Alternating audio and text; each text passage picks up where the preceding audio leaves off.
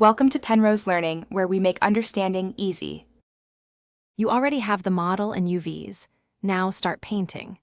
First, enable the 3D Paint tool from the Modeling menu set and assign a new texture of 2048 x 2048 or 4096 x 4096 to the material.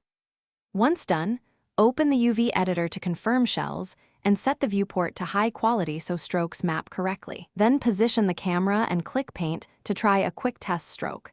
This verifies projection and shader connectivity before you proceed.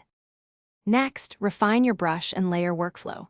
Select a brush type and set size, opacity, and flow. Enable pressure controls if you use a tablet so brushes feel natural. Create paint layers for base color, mid details, and wear so you can edit non-destructively, and use blend modes to mix effects. When adding decals or repeating patterns, enable stencil or projection to paint precisely. Make sure to lock the texture connection so paint writes only to the intended file.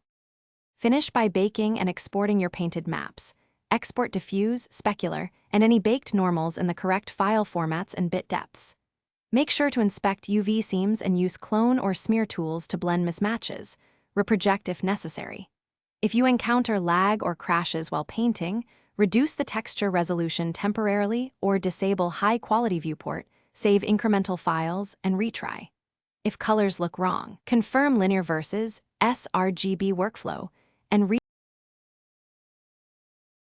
Thanks for watching. If this was helpful, leave a like and consider subscribing. See you next time.